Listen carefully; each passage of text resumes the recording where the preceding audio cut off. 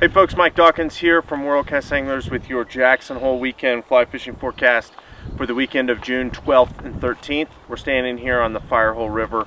Yellowstone National Park's fishing season opened the Saturday of Memorial Day weekend, and we've had some great reports and some great fishing opportunities up here, mostly the Madison, the Firehole, and the Gibbon early in the season.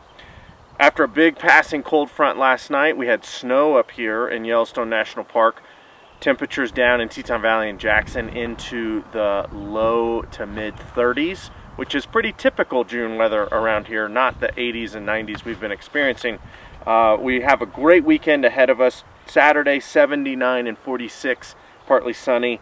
Sunday 86 and 52 with lots of sun, and it looks like the 10-day forecast is going to be hot and dry and bright and sunny, which is going to be pretty much the chapter of this summer.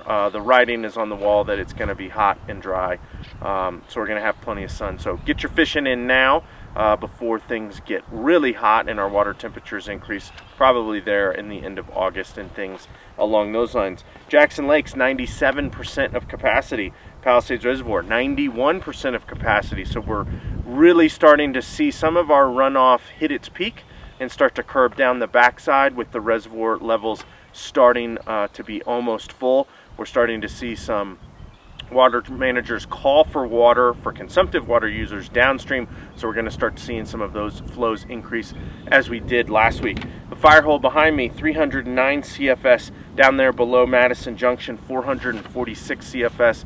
The Firehole has been fishing really well, swinging soft hackles, small streamers, PMDs when it's been warmer.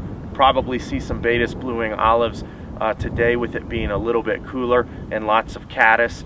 Madison, we've been seeing some leftover stoneflies, PMDs, caddis, things along those lines, and the Gibbon's been really good too with some green drakes, caddis, PMDs, and some other bugs up there. So if you're looking to get out of the boat, visit one of the greatest national parks in the world, now's the time to do it. The Henry's Fork, 521 CFS there being discharged from the Box Canyon, 1,480 CFS there on the lower river. Salmon flies are pretty much done. We're still seeing some golden stones here and there, especially through the lower river. We saw water managers bring flows back up a little bit coming out of Box Canyon this week. That is for consumptive water users downstream. Remember, we've got the ranch that's only, coming up. The opener is mid week next week. We should start seeing some of those drakes, flavs, caddis, and things along those lines. Nymphing in the box has still been really good. Dry dropper fishing has still been really good.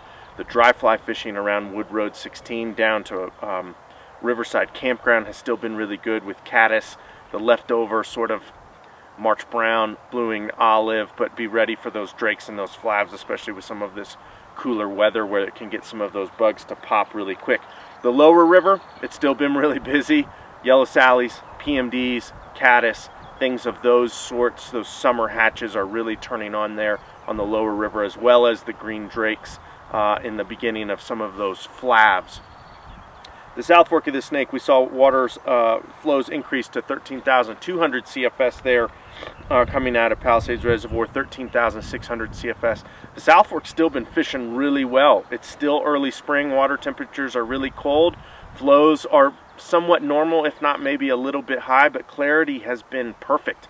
I think a lot of that water, a lot of that snow burned off there early in March, the low-level snow that usually causes turbidity and decreased clarity on the South Fork. So it's already gone, and we've got some great clarity over there right now. Still a subsurface game, nymphing with rubber legs, San Juan worms, zebra midges, tungsten jig pheasant tails, Duracells, anything of those sorts has been really good, and the streamer fishing has been okay as well.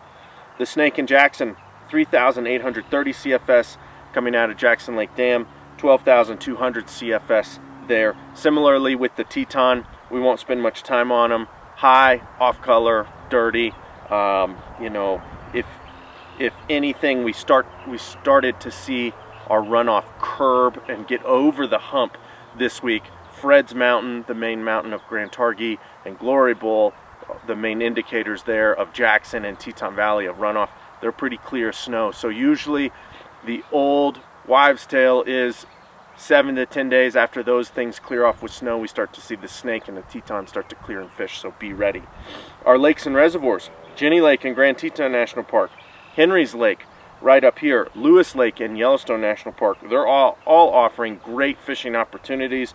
Not much for the dry fly fishing per se, like the flying ants on Jenny Lake or the drakes on Henry's Lake, but it's getting close and it should be here coming soon. Most of your fishing is going to be with sinking lines, either intermediate, type 3, type 6s, small buggers, leeches, damselfly nymphs, chrononomids, stuff along those lines. There's not many people on the lakes right now. There's a lot of people on the lower Henry's Fork right now. So if you're looking for some solitude, either get out of the boat and walk around in a beautiful place like this, or get on some of the lakes and try to test some of those out.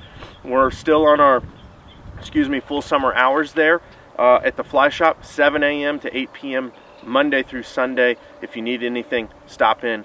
We look forward to seeing everybody this spring and this coming summer. Thanks for tuning in. Have a great weekend and a safe weekend out there on the water, and we'll see you here next week.